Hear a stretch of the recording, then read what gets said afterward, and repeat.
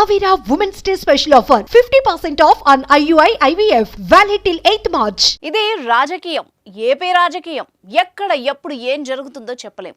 అందులోనూ election time.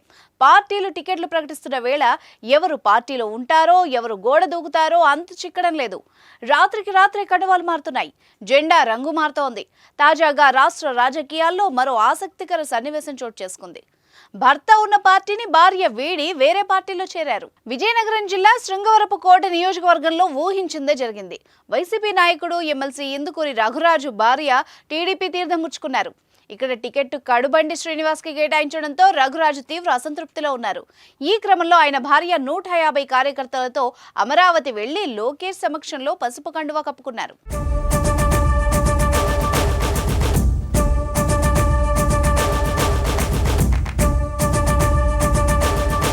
S. Kota నియోజకవర్గంలో గత కొన్నేళ్లుగా జరిగిన వైసీపీ అంతర్గత పోరు కొనసాగుతోంది.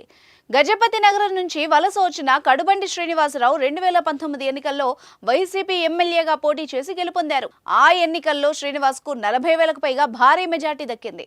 సీఎం జగన్మోహన్ రెడ్డి చరిష్మాతో పాటు local YCP leader Indukuri Raghuraju fame కూడా కలిసి వచ్చింది అనేది వైసీపీ శ్రేణుల్లో వర్గం మాట. దీంతో రఘురామరాజుకు ప్రాధాన్యతనిచ్చి సీఎం జగన్మోహన్ రెడ్డి ఎమ్మెల్సీ పదవిని కూడా ఇచ్చారు. అయితే ఇక అప్పటి నుంచి నియోజకవర్గం వైసీపీలో అంతర్గత కుమ్ములాటలు మొదలయ్యాయి. ఇక్కడ YCP party MLA Kadubandi, MLC Indukuri వర్గంలా రెండుగా చెడిపోయింది.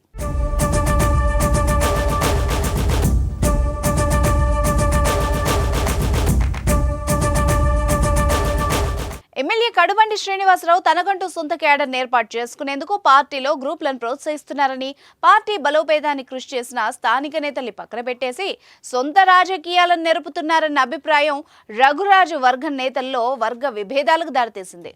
దాంతో కడుబండి వద్దు జగన్ ముద్దు అనే నినాదం గ్రామానికి రఘురాజు వర్గం తీసుకెళ్లింది. వీరి విభేదాల పంచాయతీ మంత్రి బొత్స, జిల్లా party president Chinna Srinu, regional coordinator Y V Subba Reddy దగ్గరకు వెళ్లినా రాజీ కుదరలేదు. టికెట్ కోసం ఇరువురు ప్రయత్నించగా చివరికి కడుబండి శ్రీనివాస్ కే సీఎం జగన్ ఆశీస్సులు దక్కాయి. దీంతో రఘురాజు నైరాశ్యంలో కూరుకుపోయారు. లోపల రగిలిపోతున్నారు. పార్టీ మారేందుకు కూడా సిద్ధమైపోయారని టాక్.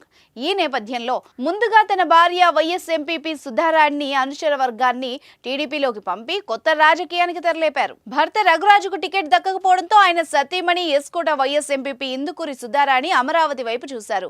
నియోజకవర్గంలోని 5 మండలాలకు చెందిన 17 మంది ఎంపీటీసీలు, 15 మంది సర్పంచ్లు, 5 వైసీపీ మండల కన్వీనర్లతో కలిపి సుమారు 150 మంది వైసీపీ నాయకులు, శ్రేణులు, 10 కార్లు, ఒక బస్సులో ఆదివారం అమరావతి బయలుదేరి వెళ్లారు. సోమవారం టీడీపీ జాతీయ ప్రధాన కార్యదర్శి నారా లోకేష్ సమక్షంలో టీడీపీ తీర్థం ముచ్చుకున్నారు.